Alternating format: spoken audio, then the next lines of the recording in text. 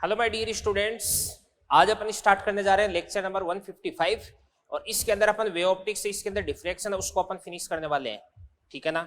तो बच्चों अगर अपन बात करें पिछले लेक्चर की, तो पिछले लेक्चर के अंदर मैंने आपको सिंगल स्लिट डिफ्रैक्शन पढ़ाया था, यानी फ्रोनहोफर का एकल स्लिट विवर्तन प्रयोग, जिसके अंदर कुछ जो इंपॉर्टेंट बातें आई थी अपने सामने वो इस प्रकार से थी कि एक तो आपके पास डेल्टा बराबर क्या होता है, अभी ए साइन थीटा होता है।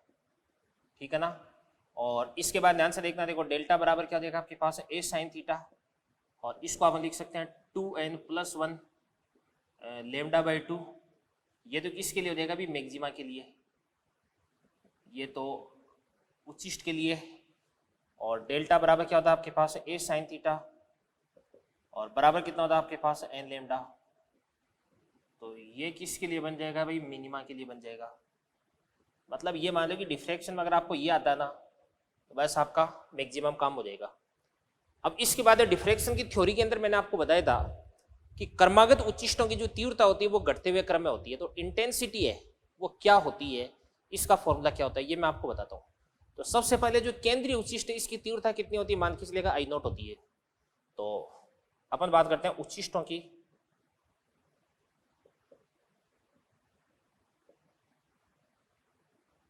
तीव्रता, इंटेंसिटी ऑफ मैक्सिमाज। तो सबसे पहले माना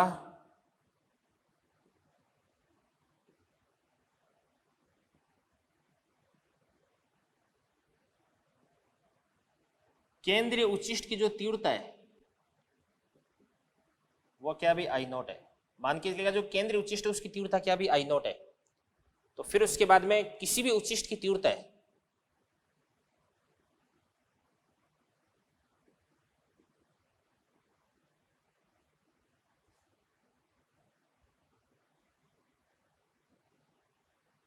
उसका फॉर्मूला अपन लिख सकते हैं, I बराबर क्या होता है आपके पास I नॉट, ब्रैकेट बना दो,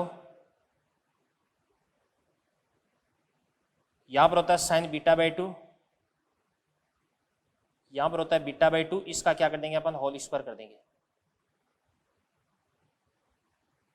ठीक है ना। तो अब यहां पर ये बीटा बाई 2, ये बीटा क्या है भाई, तो ये भी मैं आपको बता देता हूं, यहां बीटा बाई 2 बराबर होता है आपके पास pi A sine theta by lambda होता है।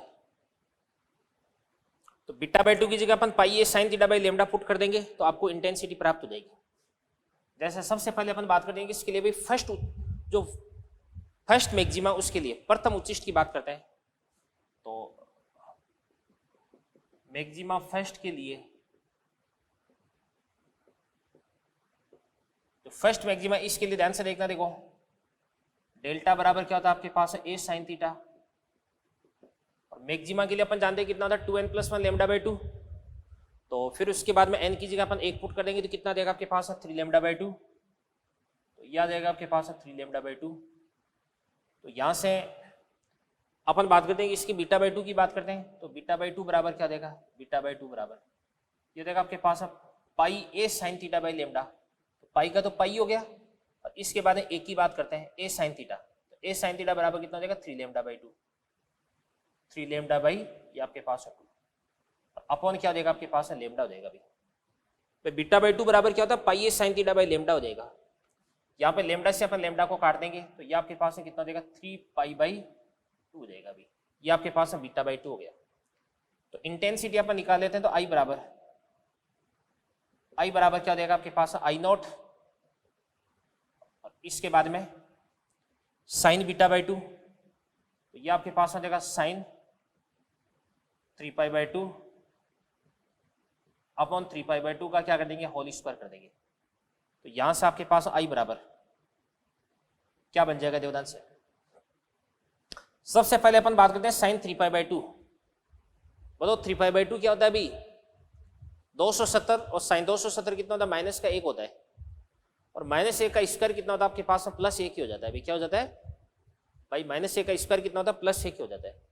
इसके बाद 3 पाई बाई 2, तो 2 का स्क्वायर कितना देगा आपके पास 4, तो ये आपके पास बराबर कितना देगा 4 आई नॉट अपॉन क्या हो जाएगा आपके पास है 9 पाई स्क्वायर हो जाएगा अभी, ठीक है ना। ये देगा आपके पास 4 आई नॉट अपॉन 9 पाई स्क्वायर हो जाएगा। इसके बाद अपन बात करते हैं कि इसके लिए सेकंड मैक्सिमा के लिए, तो मैक्सिमा 2 के लिए, सेकंड मैक्सिमा के लिए डेल्टा बराबर क्या हो जाएगा आपके पास ए साइन थीटा, और डेल्टा बराबर कितना होता है आपके पास बताओ 5 लेमडा बाई 2 देगा अगर अपन n बराबर 2 पुट कर देंगे तो इसके बाद अपन निकालते हैं बीटा बाई 2, तो बीटा बाई 2 बराबर इसको अपन I1 बोल देंगे, इसको अपन I2 बोल देंगे, तो बीटा बाई 2 बराबर कितना देगा पाई ए साइन थीटा कितना देगा 5 लेमडा बाई 2,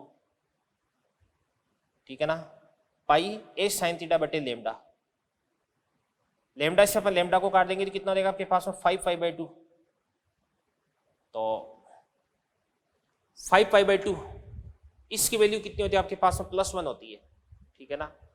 5 पाई बाई 2 ये कितना होता है भाई, ये होता है आपके पास में 450 डिग्री होता है, और 450 का मतलब कितना होता है भाई साइन 90 के बराबर ही हो जाएगा। ये साइन 90 कितना होता है 1 होता है, तो यहां से अपन लिख सकते हैं I2 बराबर क्या देगा आपके पास आई नॉट, इसके बाद ये कितना देगा आपके पास है sine 5 pi by 2 upon 5 pi by 2 का होल स्क्वायर, तो बराबर क्या देगा, ये तो 1 हो गया, तो इसको अपन क्या लिख सकते हैं 4 आई नॉट अपॉन क्या होता है आपके पास है 25 पाई स्क्वायर हो जाएगा अभी। तो ये तो केंद्रीय उच्चिष्ट है, उसकी तीव्रता तो कितनी होती है I1 होती है, सॉरी I नॉट होती है। प्रथम उच्चिष्ट की कितनी होगी I नॉट से कम 4 आई नॉट अपॉन 9 पाई स्क्वायर, और द्वितीय उच्चिष्ट की तीव्रता वो इससे भी कम होगी यानी 4 आई नॉट अपॉन 25 पाई स्क्वायर हो जाएगी। तो यहां से अपन ये समझ सकते हैं कि क्रमागत उच्चिष्टों की जो तीव्रता होती है वो घटते हुए क्रम में होती है बच्चों, ठीक है ना। इसके बाद में चलो अपन इसका ग्राफ भी बना देते हैं, तो इसका ग्राफ कैसे बनता है देखो ध्यान से, ये लाइन ले ली अपन ने इस प्रकार से यूं, तो यहाँ पे तो आपके पास है डेल्टा बराबर कितना हो जाएगा अभी 0, और इसके बाद यहाँ पे आपके पास है डेल्टा बराबर कितना हो जाएगा लेमडा, यहाँ पर भी कितना देगा आपके पास है लेमडा, और इसके बाद ये कितना देगा आपके पास है 3 lambda by 2, 2 lambda, 5 lambda by 2, 3 lambda, 7 lambda by 2, 4 lambda, इस प्रकार से चलता जाएगा।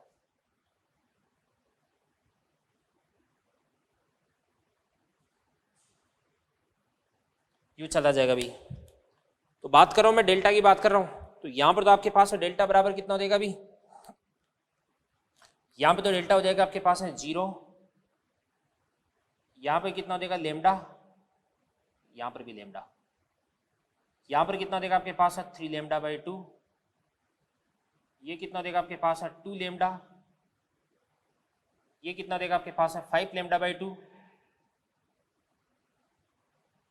ये कितना देगा आपके पास है 3 लेमडा, इसके बाद ये कितना देगा आपके पास है 7 लेमडा बाई 2, ये कितना देगा आपके पास है 4 लेमडा, यहां पर कितना देगा आपके पास है 3 lambda by 2, 2 lambda, 5 lambda by 2, 3 lambda, 7 lambda by 2,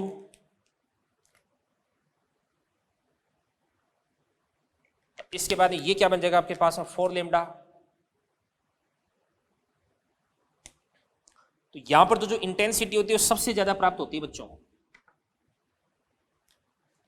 यहां पर तो इंटेंसिटी क्या होती है इस प्रकार से सबसे ज्यादा, तो मान लो कि इंटेंसिटी यहां पर तो इतनी है, और इसके बाद में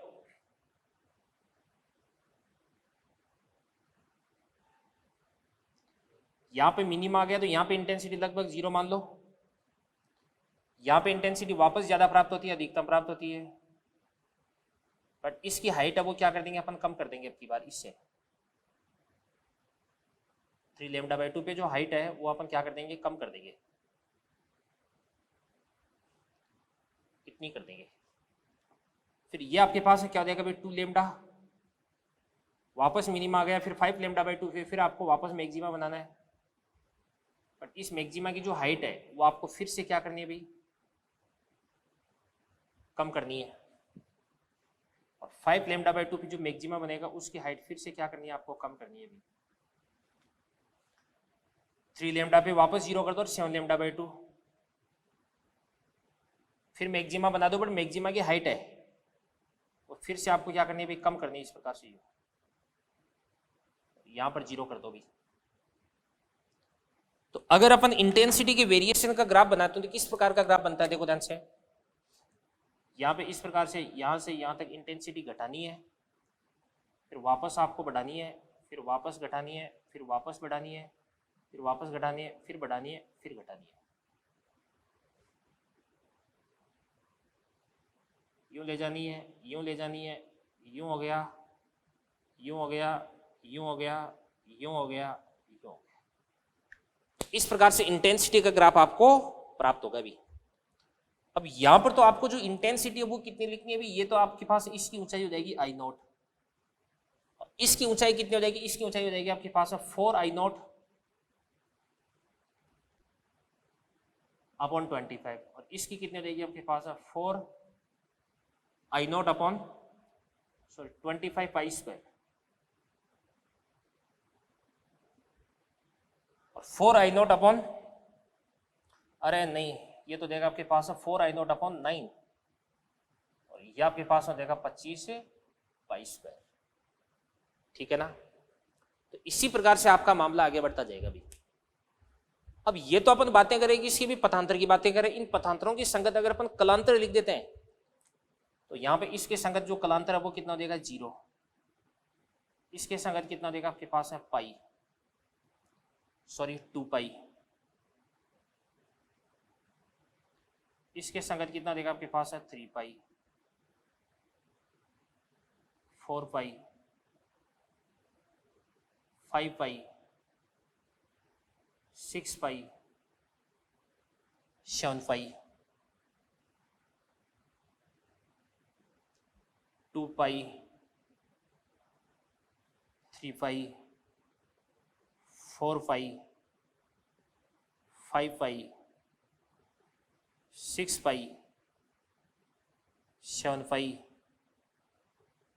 8 पाई, इधर भी कितना देगा आपके पास 8 पाई हो जाएगा।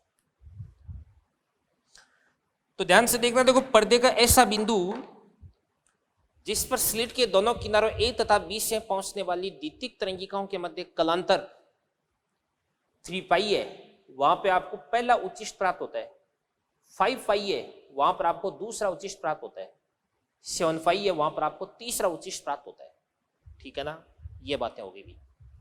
तो यहां पे मैंने आपको उच्चिष्टों की जो तीव्रता है वो किस प्रकार से वेरी करती है, किस प्रकार से परिवर्तित होती है, ये मैंने आपको समझाया है। और ध्यान से देखना, देखो केंद्रीय उच्चिष्ट है वो यहां से लेकर के यहां तक माना जाता है। ये आपके पास है, ये जो भाग है ना, ये वाला जो भाग है, इसको अपन बोलते हैं केंद्रीय उच्चिष्ट बोलते हैं। क्या बोलते हैं इसको अपन? केंद्रीय उच्चिष्ट। ये आपके पास है सेंट्रल मैक्सिमा हो जाएगा, केंद्रीय उच्चिष्ट बन जाएगा। ठीक है ना, ये पूरा का पूरा आपका केंद्रीय उच्चिष्ट है। कभी अगर आपको केंद्रीय उच्चिष्ट की चौड़ाई वगैरह ज्ञात करनी है ना, तो भाई यहां से लेकर के यहां तक की चौड़ाई मानते हैं अपन। यानी केंद्रीय उच्चिष्ट कहां से कहां तक हो जाएगा भाई, इधर की तरफ ये आपका पहला निम्निष्ठ है और इधर की तरफ भी आपका पास में पहला निम्निष्ठ है। तो दोनों प्रथम निम्निष्ठों के बीच का जो अंतराल होता है उसी को अपन क्या बोलते हैं? केंद्रीय उच्चिष्ट बोलते हैं। तो देखो ध्यान से, सेंट्रल मैक्सिमा,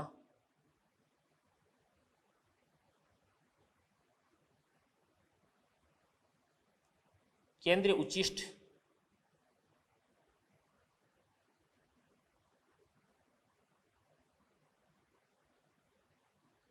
सेंट्रल मैक्सिमा,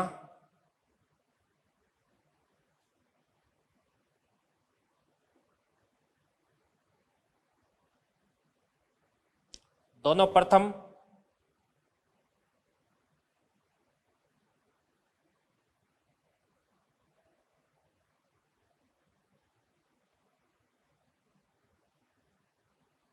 निम्निष्ठों के मध्य होता है अभी। ठीक है ना, तो इसको नोट करें, आगे बढ़ते हैं फिर अपन। चलिए बच्चों, इसके बाद में अपन बात करते हैं Fraunhofer single slit diffraction experiment को अपन आगे बढ़ाते हैं। फ्रॉनहोफर का जो एकल स्लिट विवर्तन प्रयोग है उसी को अपन आगे बढ़ाते हैं। तो अब तक अपन ने जो भी पढ़ा है उन्हीं बातों को मैं आगे की तरफ बढ़ा रहा हूँ। ध्यान से देखना, देखो देखो ये आपके पास इस प्रकार से कोई भी एक स्लिट है, इसको अपन स्लिट बना देते हैं। ठीक है भाई, ये आपके पास ए बी स्लिट होगी और इस स्लिट के ऊपर अपन इस प्रकार से कोई भी एक समतल तरंगाग्र आपतित करवाते हैं।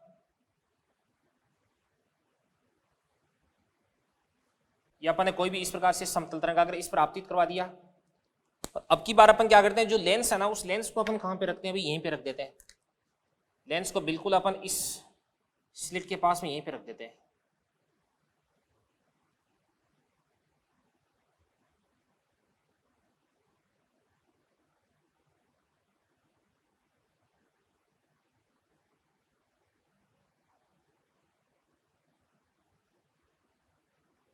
इस लेंस को अपन यहीं पे रख दिया।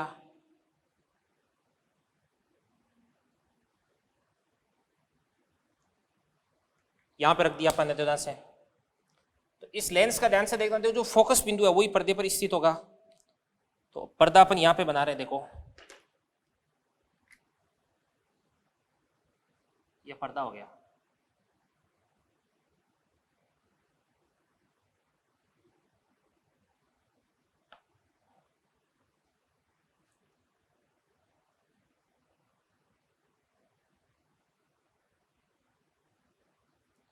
ये पर्दा यहां पे बना रहे हैं अपन,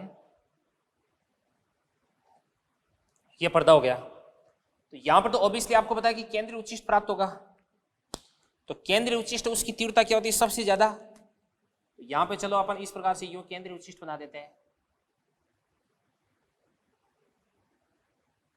ये अपन ने केंद्रीय उच्चिष्ट बना दिया। इसके बाद में क्या होगा, इस प्रकार से ये पहला उच्चिष्ट दूसरा उच्चिष्ट इस प्रकार से यूं बनते जाते हैं। ये क्या हो जाएगा, इस प्रकार से पहला उच्चिष्ट दूसरा उच्चिष्ट इस प्रकार से यूं बनते जाते हैं। तो ये तो आपके पास में पॉइंट हो जाएगा ओ। इस पॉइंट को अपन क्या बोलेंगे, ओ डैश बोल देंगे।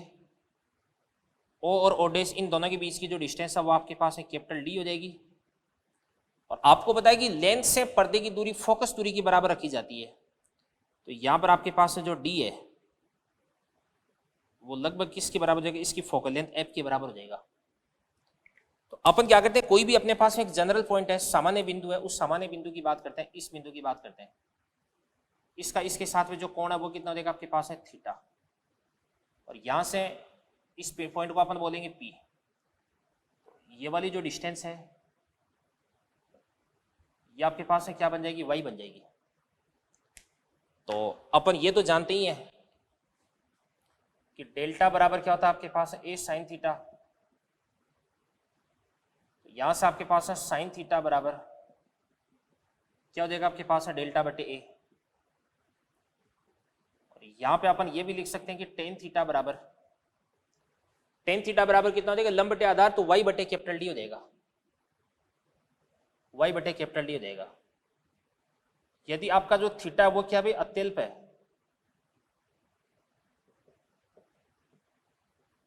अत्यल्प कोण है, तो इस स्थिति में साइन थीटा लगभग किसके बराबर हो जाएगा, टेन थीटा के। और ये दोनों किसके बराबर हो जाएंगे, थीटा के बराबर हो जाएंगे। तो साइन थीटा और टेन थीटा को बराबर कर देंगे तो आपके पास में क्या बन जाएगा, आपके पास में डेल्टा अपॉन ए बराबर वाई अपॉन कैपिटल डी बन जाएगा। तो यहां से आपके पास आ जाएगा वाई बराबर delta capital D upon small A आ जाएगा।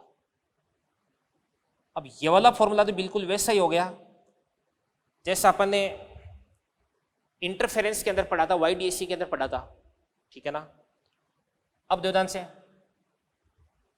अगर आपको बोल दिया जाए कि एनवा जो उच्चिष्ट है, एनवा उच्चिष्ट उसकी कोणीय स्थिति तो अपन ने मालूम कर रखी है। तो एनवे उच्चिष्ट की केंद्रीय उच्चिष्ट से दूरी ज्ञात करनी है। तो एनवे उच्चिष्ट की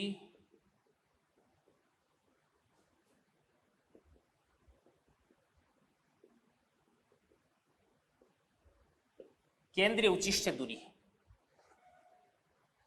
तो क्या बन जाएगी आपके पास में y बराबर, अब उच्चिष्ट के लिए डेल्टा बराबर क्या लिख सकते हैं अपन, 2n+1 लैम्डा बाई 2।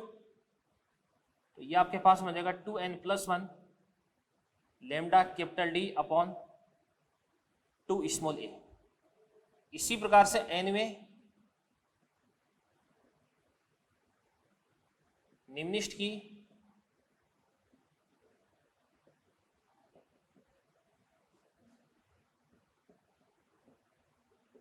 केंद्रीय उच्चिष्ट से दूरी,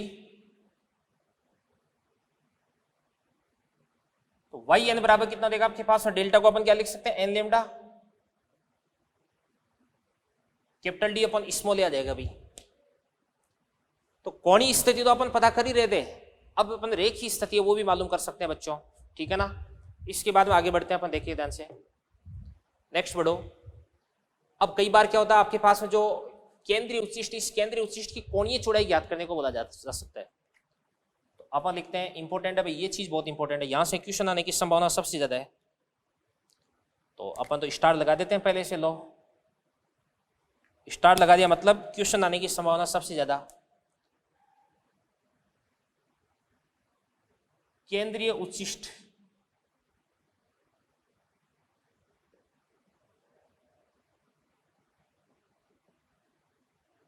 की कोणीय चौड़ाई। सबसे पहली बात है कि केंद्रीय उच्चिष्ट होता कहां पर है भाई, ये तो मैं आपको बता देता हूं एक बार। देखो ये आपके पास स्लिट हो जाएगी, ठीक है ना। स्लिट का नाम हो जाएगा ए बी, इसका मिड पॉइंट हो जाएगा आपके पास ओ, और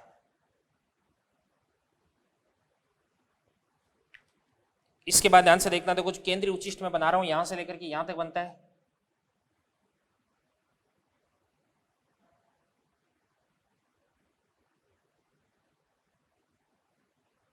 ये केंद्रीय उच्चिष्ट हो गया।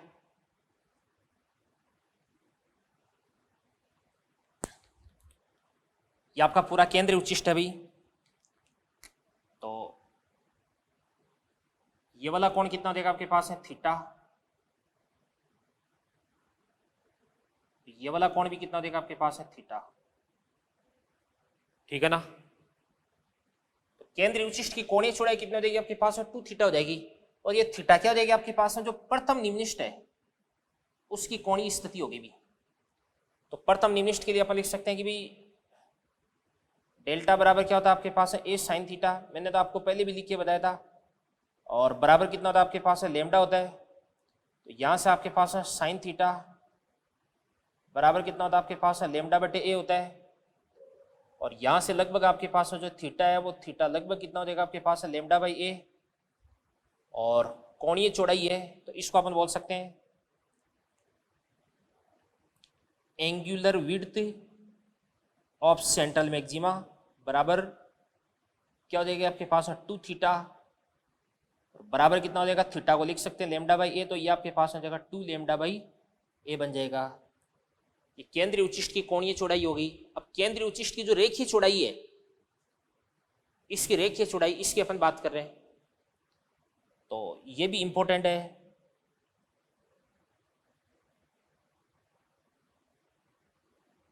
केंद्रीय उच्चिष्ट की रेखीय चौड़ाई, या सिंपल इसको चौड़ाई भी लिख दो चाहिए आप, तो इसको अपन क्या लिख सकते हैं, इसको अपन लिख सकते हैं WC width of central maxima बराबर क्या बन जाएगा आपके पास, ये तो चाप हो गया ना। तो कोण बराबर क्या होता है, चाप बटा त्रिज्या। तो चाप बराबर क्या होता है, कोण इंटू त्रिज्या। तो कोण तो कितना देगा आपके पास है 2 थीटा, और त्रिज्या यहां से यहां तक की डिस्टेंस हो जाएगी कैपिटल डी, इसको अपन बोलेंगे कैपिटल डी बोल देंगे। तो ये आपके पास हो जाएगा 2 लेमडा कैपिटल डी अपॉन क्या देगा, स्मॉल ए, ठीक है ना। तो यहां पे जो एंगुलर विड्थ है वो भी लेमडा पे डिपेंड करती है, और यहां पर जो विड्थ है वो भी किस पे डिपेंड करती है, लेमडा पे डिपेंड करती है। और लेमडा से तो आप समझते ही हैं, जैसे अपन बात करते हैं श्वेत प्रकाश विबग्योर VIBGYOR V2R, लेमडा क्या होता है, बढ़ता है। और लेमडा अगर बढ़ेगा तो केंद्रीय उच्चिष्ट है उसकी कोणीय चौड़ाई भी बढ़ेगी, उसकी जो रेखीय चौड़ाई वो भी बढ़ेगी। यानी लाल रंग का प्रकाश अगर आप प्रयोग करते हो तो केंद्रीय उच्चिष्ट उसकी रेखीय चौड़ाई और कोणीय चौड़ाई आपको सर्वाधिक प्राप्त होती है। और वॉयलेट कलर की लाइट अगर आप काम में लेते हो तो केंद्रीय उच्चिष्ट की रेखीय चौड़ाई और कोणीय चौड़ाई आपको न्यूनतम प्राप्त होती है बच्चों, ठीक है ना। तो फ्रॉनहोफर का जो सिंगल स्लिट एक्सपेरिमेंट है, इसका जो थ्योरेटिकल पोर्शन है वो मैंने आपको यहाँ पे फिनिश करवा दिया है, और इसके बाद इसके क्वेश्चंस है ये मैं आपको करवाता हूँ, ठीक है ना। तो इन सारी की सारी चीज़ों को एक बार बहुत अच्छे से आप नोट कर लें, फिर अपन आगे बढ़ते हैं बेटा। चलिए बच्चों, इसके बाद में अपन इसमें कुछ क्वेश्चंस करते हैं। तो देखो, अब तक अपन ने जो फ्रॉनहोफर का सिंगल स्लिट डिफ्रैक्शन है, यानी एकल स्लिट के कारण फ्रॉनहोफर का जो विवर्तन है वो अपन ने डिस्कस कर लिया है। तो अपन ने देख लिया कि कहाँ पे मैक्सिमा बनता है, कहाँ पे मिनिमा बनता है, सेंट्रल मैक्सिमा क्या होती है, इसकी रेखीय चौड़ाई क्या होती है, इसकी कोणीय चौड़ाई क्या होती है।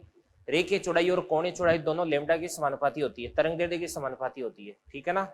और फिर उसके बाद में अपन ने ये भी देख लिया कि जो क्रमागत उच्चिष्ट होते हैं उनकी तीव्रता घटते हुए क्रम में होती है, और किसी भी उच्चिष्ट की तीव्रता अपन किस प्रकार से कैलकुलेट करते हैं उसका फॉर्मूला भी मैंने आपको बता दिया था, ठीक है ना। तो चलो आगे बढ़ते हैं अपन। तो चलिए बच्चों, फ्रॉनहोफर का जो एकल स्लिट विवर्तन है इसकी थ्योरी कंप्लीट हो चुकी है। इसके बाद में इसमें अपन कुछ क्वेश्चंस देखते हैं। तो पहला क्वेश्चन बोर्ड पे आपके सामने लिखा हुआ है, देखिएगा क्या कह रहा है। ये कह रहा है कि लैम्डा बराबर 5000 एंगस्ट्रॉम तरंगदैर्घ्य का प्रकाश है वो 2 mm चौड़ाई की एक स्लिट प्राप्त होता है। तो केंद्रीय उच्चिष्ट की कोणीय तथा रेखीय चौड़ाई आपको याद करनी है अभी। तो यहां से आपके पास लैम्डा बराबर कितना देर का है अभी 5000 एंगस्ट्रॉम, और इसके बाद यहां पर आपके पास जो ए है वो कितना देर का 2 mm यानी 2 × 10⁻³ मीटर देगा। और लैम्डा बराबर कितना देगा आपके पास है 5 × 10⁻⁷ मीटर देगा अभी। इसके बाद में दुदान से आपको क्या करनी है, केंद्रीय उच्चिष्ट की जो कोणीय चौड़ाई याद करनी है। तो कोणीय चौड़ाई कितना देगी आपके पास है angular width of central maxima बराबर कितना देगा आपके पास है 2 थीटा, और 2 थीटा बराबर कितना देगा आपके पास है 2 λ/a, ठीक है ना। तो यहां से आपके पास है 2 लैम्डा कितना देगा बताओ 5 × 10⁻⁷ और अपॉन ए। तो ए कितना देगा आपके पास है 2 × 10⁻⁻3। यहाँ पे 2 से अपन क्या करेंगे 2 को कैंसिल आउट कर देंगे, 10⁻³ इससे कट जाएगा तो क्या हो जाएगा 10⁻⁴ हो जाएगा। तो 10⁻⁴ तो इसको अपन बोल सकते हैं 0.5 × 10⁻³ हो जाएगा मीटर, या इसको अपन बोल सकते हैं 0.5 mm हो जाएगा। तो ये आपके पास है केंद्रीय उच्चिष्ट की, सॉरी mm नहीं होगी, एंगुलर विड्थ है ना, तो ये तो आपके पास है रेडियन हो जाएगा अभी, ठीक है ना। तो इसको अपन बोल सकते हैं 5 × 10⁻⁴ रेडियन।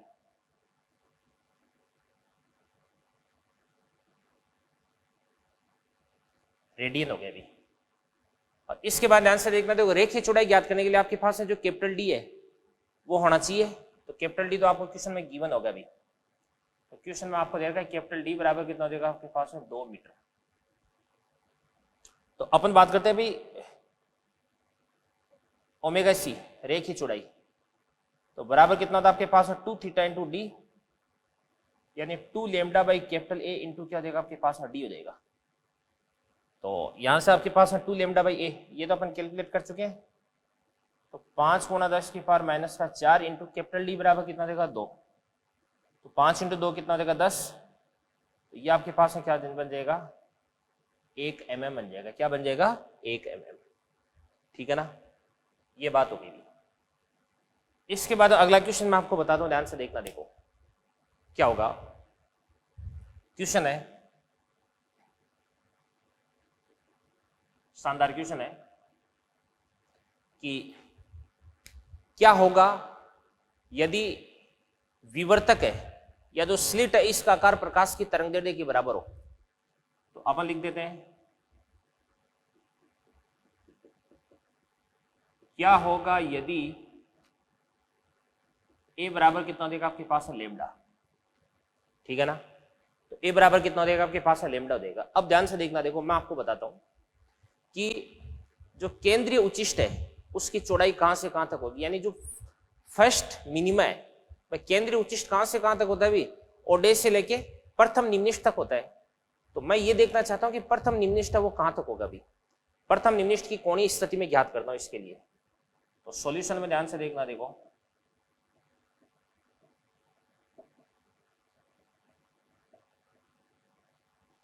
प्रथम निम्निष्ठ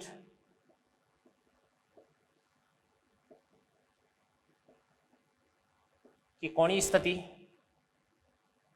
डेल्टा बराबर कितना होता है आपके पास ए sin थीटा और प्रथम निनिष्ठ के लिए डेल्टा बराबर कितना होता है, लेमडा होता है। तो यहाँ से साइन थीटा बराबर कितना हो जाएगा आपके पास, लेमडा बटे ए, ठीक है ना। और साइन थीटा बराबर कितना हो जाएगा, लेमडा बटे ए हो गया। तो यहाँ से आपके पास जो से ए और लेमडा तो बराबर हो गया, तो ये तो कितना हो जाएगा आपके पास, 1 हो जाएगा। अब साइन थीटा कितना हो गया आपके पास, 1 हो गया। तो ऑब्वियसली आपके पास थीटा कितना हो जाएगा, 90 हो जाएगा। और थीटा 90 होने का मतलब समझते हो कि आप, कि जैसे मान के चलेगा ये तो आपके पास सिंगल स्लिट होगी, ये तो मैंने इस प्रकार से स्लिट बना दी, और इसके बाद ये आपके पास पर्दा हो गया। तो केंद्रीय उच्चिष्ट इसका सेंटर यहाँ पर होगा। अब जनरली अपन ये देखते हैं कि जैसे मान के चलेगा यहाँ से लेकर के यहाँ तक केंद्रीय उच्चिष्ट है, यहाँ से लेकर के यहाँ तक केंद्रीय उच्चिष्ट है, इस प्रकार से जो ये केंद्रीय उच्चिष्ट है मान के चलेगा, ठीक है ना, ये होता है। तो प्रथम निम्निष्ठ इसकी कोणीय स्थिति ये होती है भाई, ये वाला एंगल आपके पास है थीटा आता है। अब इसी एंगल को यहां पर आपने कितना कर दिया भाई, 90 कर दिया। तो 90 करने का मतलब क्या होता है भाई, यानी ये जो केंद्रीय उच्चिष्ट इसका फैलाव इस प्रकार से बढ़ता जाएगा जब तक एंगल 90 नहीं हो जाए। और एंगल 90 कहां पे हो रहा है भाई, यहाँ पे हो रहा है, ये एंगल 90 हो गया। यानी इसका मतलब ये हुआ कि यहां से इस स्लिट से जो प्रकाश है ना, सभी डायरेक्शन में इस प्रकार से जो फैल जाता है। तो इस पूरे पर्दे पर, इस पर्दे की संपूर्ण चौड़ाई पर आपको जो केंद्रीय उच्चिष्ट है वही प्राप्त होगा। यानी कहीं पर भी आपको निम्निष्ठ प्राप्त हो सकता है क्या भाई, भाई निम्निष्ठ, प्रथम निम्निष्ठ कहां पे प्राप्त हो रहा है आपको, अनंत पे प्राप्त हो रहा है, ठीक है ना। अनंत ही होगा भी, थीटा बराबर 90। इसके लिए अपने को पर्दे पे कितनी डिस्टेंस चलना पड़ेगा भी भाई, 90 डिग्री का एंगल बनाने के लिए कितनी डिस्टेंस चलना पड़ेगा आपको, अनंत दूरी चलना पड़ेगा। तो पहला निम्निष्ठ कहां पर बनेगा, अनंत पर बनेगा। तो इसका मतलब यह है कि संपूर्ण पर्दे पे, पर्दे की अनंत लंबाई पर केंद्रीय उच्चिष्ट है उसी का फैला होगा। और अपन बोल सकते हैं कि इस पर्दे पर जो इंटेंसिटी है वो मतलब सब जगह चमकीला बैंड ही प्राप्त होगा, कहीं पर भी आपको जैसे निम्निष्ठ है उसकी प्राप्ति नहीं होगी। और क्या इस स्थिति में संपूर्ण पर्दे पर जो इंटेंसिटी है वो एक समान रूप से फैली है क्या, नहीं भाई, यहां पर तो इंटेंसिटी है वो क्या होती है, सबसे ज्यादा। और जैसे जैसे अपन दूर जाते हैं वैसे वैसे इंटेंसिटी है वो क्या होती है, घटते हुए क्रम में होती है। तो इसका मतलब क्या होता है, मैं लिख देता हूं। इसका मतलब ये हो जाएगा कि जो केंद्रीय उच्चिष्ट है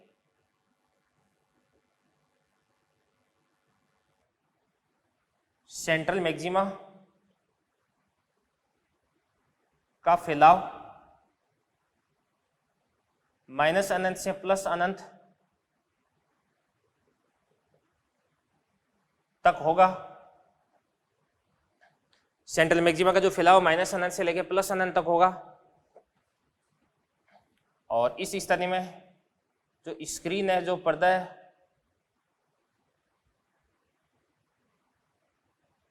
पर कहीं भी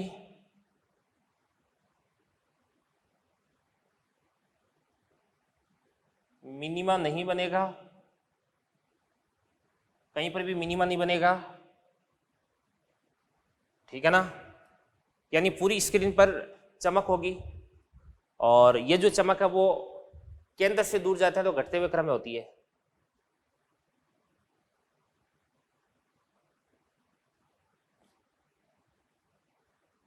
केंद्र पर चमक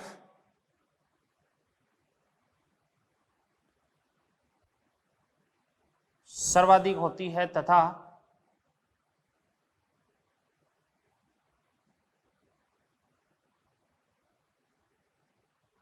दूर जाने पर चमक है वो क्या होती है, घटती है। ये बात हो गई भी, ठीक है ना। तो ये दोनों क्वेश्चंस मैंने आपको सोल्व करवा दी, इनको देखिए आप। आगे बढ़ते हैं फिर अपन। चलिए बच्चों, इसके बाद अगला क्वेश्चन अपन देखते हैं। देखो क्वेश्चन क्या कह रहा है। क्वेश्चन ये है कि आपके पास में जो एकल विवर्तन प्रयोग, एकल स्लिट विवर्तन प्रयोग है,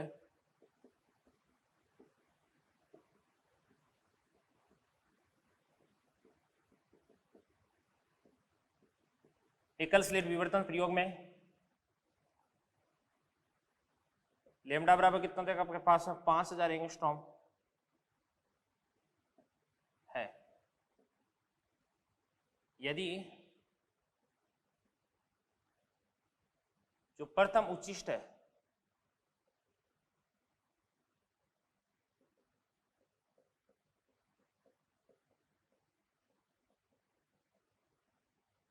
थीटा बराबर 30 डिग्री पर प्राप्त होता है तो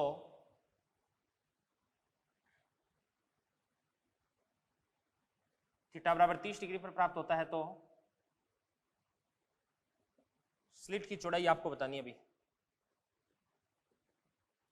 अब इसके अंदर ऐसे क्वेश्चन आते हैं, बहुत ही आसान क्वेश्चन होते हैं अभी। एकल स्लिट विवर्तन प्रयोग में सीधी सी बात है कि फॉर्मूला लिखना आपको, डेल्टा बराबर क्या हो जाएगा आपके पास, ए साइन थीटा, ठीक है ना, बराबर। बात करें अपन किसकी, उच्चिष्ट की बात करें तो उच्चिष्ट के लिए अपन क्या लिख सकते हैं, ध्यान से देखना, देखो 2n + 1 लैम्डा बाई 2। और प्रथम उच्चिष्ट, इसका मतलब n बराबर कितना देगा आपके पास, 1 को देगा, तो 2 + 1 कितना देगा, 3। तो इसको अपन बोलेंगे 3 लैम्डा बाई 2 हो गया। अब यहां से आपके पास में साइन थीटा बराबर क्या बन जाएगा आपके पास, 3 लैम्डा बाई 2। ये अपन पहले से लिख चुके हैं। थीटा बराबर कितना भाई, 30 है, तो साइन 30 कितना होता है आपके पास, 1/2 होता है। तो यहाँ पे अपन क्या करते हैं, इस 2 से अपन 2 को काट देते हैं, और 2 से अगर अपन 2 को काट देते हैं तो ए बराबर, यहां से आपके पास ए बराबर कितना देगा आपके पास, 3 लैम्डा। 3 लैम्डा, 3 का 3, लैम्डा कितना होता है आपके पास, 5 × 10⁻⁷।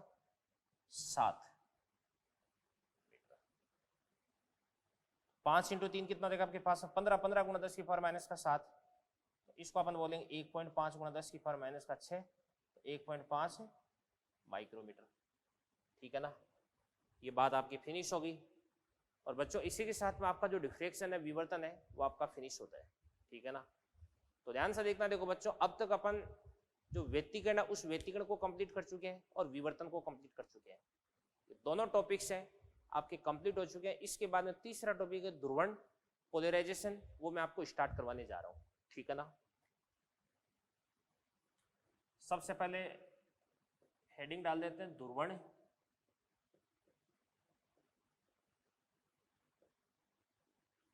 पोलराइजेशन क्या होता है, ध्यान से देखना। देखो पोलराइजेशन क्या होता है, ध्रुवण क्या होता है। देखो मॉड्यूल की आपको डिफ्रेक्शन के जो क्वेश्चन है वो भी आप सोल्व कर लेना है, व्यतिकरण और विवर्तन इनके क्वेश्चन आप सोल्व कर लो भाई। ध्रुवण है, इस पे बहुत कम क्वेश्चन बनते हैं भाई, 2-3 टॉपिक्स है जहां से क्वेश्चन बनते हैं।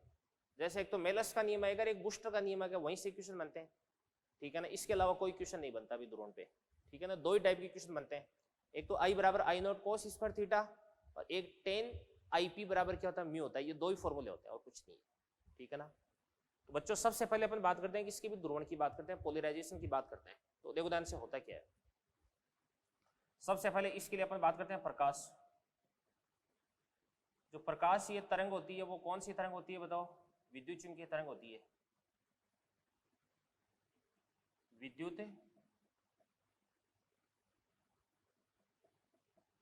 चुंबकीय तरंग होती है। ऐसा किसने बताया भाई, मैक्सवेल ने बताया भाई। किसने बताया, मैक्सवेल ने। अब विद्युत चुंबकीय तरंग होती है, इसके अंदर 2 चीजें होती है, एक तो होता है इलेक्ट्रिक फील्ड, एक होता है मैग्नेटिक फील्ड। इलेक्ट्रिक फील्ड और मैग्नेटिक फील्ड इन दोनों की कंपन की दिशा तरंग संचरण की दिशा के लंबवत होती है, ठीक है ना। तो इसके अंदर अपन बोलते हैं कि एक तो होता है इलेक्ट्रिक फील्ड और एक होता है मैग्नेटिक फील्ड। चलो इसका डायग्राम अपन बना देते हैं। तो इसका डायग्राम इस प्रकार से बनता है, देखो ध्यान से। विद्युत चुंबकीय तरंग का डायग्राम पहले भी मैंने बनाया है। तो ये तो आपके पास डायरेक्शन ऑफ प्रोपेगेशन हो जाएगी, और ये आपके पास है क्या होता है, इलेक्ट्रिक फील्ड होता है ई वेक्टर, और इधर की तरफ क्या लेते हैं अपन, मैग्नेटिक फील्ड, यानी आपके पास में बी वेक्टर हो गया अभी। तो अब सुनो ध्यान से देखो, इलेक्ट्रिक फील्ड है, इसको मैं ब्लू से बना रहा हूं।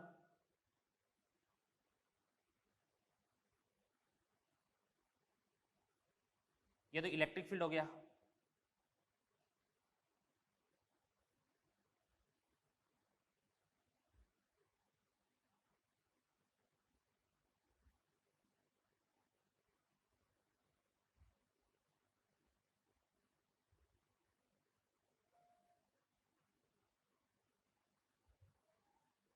ये तो आपके पास इलेक्ट्रिक फील्ड हो गया अभी। इलेक्ट्रिक फील्ड के तीर बना दिए।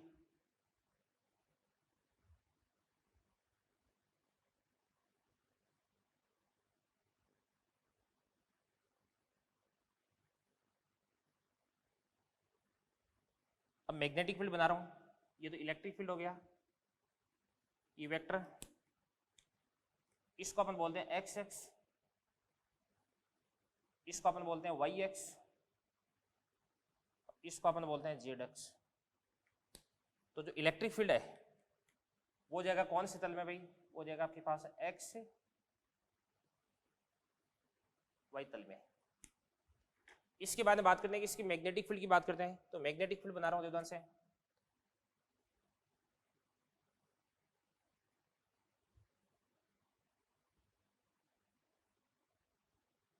ये मैग्नेटिक फील्ड हो गया।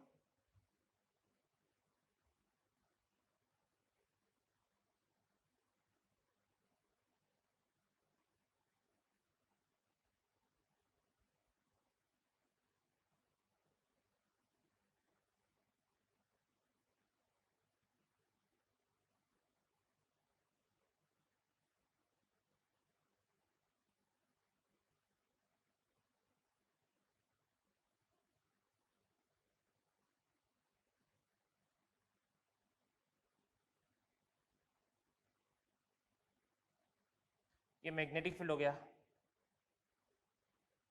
और बी वेक्टर वो कौन से तल में हो जाएगा भी, ये तो जाएगा आपके पास है जेड एक्स जेड तल में। तो इलेक्ट्रोमैग्नेटिक वेव होती है, इसके अंदर मैंने आपको बता रखा है कि इसके अंदर एक तो होता है इलेक्ट्रिक फील्ड, ये लंब होता है कि इसके भी मैग्नेटिक फील्ड के, और एक ध्यान से देखना तो इलेक्ट्रिक फील्ड और मैग्नेटिक फील्ड है, दोनों डायरेक्शन ऑफ प्रोपेगेशन के भी लंबवत होते हैं। यानी विद्युत क्षेत्र तथा चुंबकीय क्षेत्र एक दूसरे के लंबवत तल में तरंग संचरण की दिशा के लंबवत समान कला में कंपन करते हैं, इनके कंपन की कला समान होती है भाई, ये भी मैंने आपको बता रखा है। जब इलेक्ट्रिक फील्ड जीरो होगा तो मैग्नेटिक फील्ड भी जीरो होगा, जब इलेक्ट्रिक फील्ड मैक्सिमम होगा तो मैग्नेटिक फील्ड है वो भी क्या हो जाएगा, मैक्सिमम हो जाएगा। तो यहाँ पर अगर ये वाली जो फ्लैप है इसकी अपन बात करें तो इलेक्ट्रिक फील्ड है वो तो इस प्रकार से ऊपर की तरफ हो जाएगा, और जो मैग्नेटिक फील्ड के जो तीर बना रखे हैं ये आपकी तरफ बना रखे हैं इस प्रकार से यू, ठीक है ना, इस प्रकार से। तो यहाँ पर ये दोनों तल एक दूसरे के लंब होता है भाई। अब सुनना ध्यान से देखना, देखो जो इलेक्ट्रोमैग्नेटिक वेव है, इस इलेक्ट्रोमैग्नेटिक वेव के अंदर एक तो होता है इलेक्ट्रिक फील्ड, एक होता है मैग्नेटिक फील्ड होता है। इनमें से जो इलेक्ट्रिक फील्ड है यही हमारी आंखों में दृष्टि संवेदना उत्पन्न करता है, यही हमारी रेटिना को उत्तेजित करता है, और इसी के परिणाम स्वरूप अपने को कोई ऑब्जेक्ट दिखाई देता है। प्रकाश के अंदर ऐसी क्या खास चीज है कि जब प्रकाश अपनी आंखों में पहुंचता है तो इस स्थिति में वो ऑब्जेक्ट अपने को दिखाई देता है, वो चीज अपने को दिखाई देती है। ये इलेक्ट्रिक फील्ड वेक्टर होता है, विद्युत क्षेत्र सदिश होता है, ठीक है ना। और इस कारण से इसको अपन क्या बोलते हैं, प्रकाश सदिश बोलते हैं। क्या बोलते हैं, प्रकाश सदिश। तो ई सदिश होता है, ये क्या करता है भाई, हमारी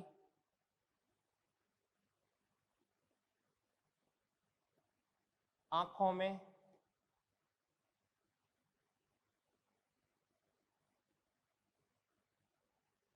दृष्टि संवेदना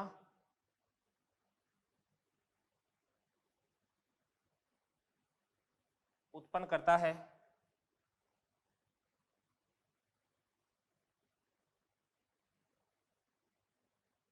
यानी रेटिना को उत्तेजित करता है,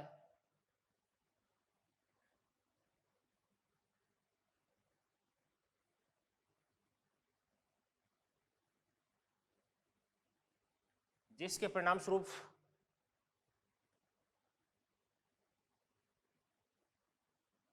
हमें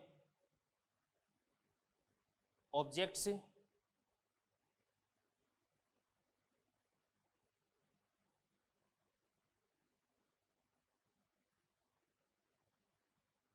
दिखाई देते हैं, जिसके परिणाम स्वरूप जो ऑब्जेक्ट्स होते हैं हमें दिखाई देते हैं, ठीक है ना। और इसी कारण से जो इलेक्ट्रिक फील्ड वेक्टर इसको अपन क्या बोलते हैं, ऑप्टिकल वेक्टर या प्रकाश सदिश बोलते हैं। इसी कारण से जो ई सदिश है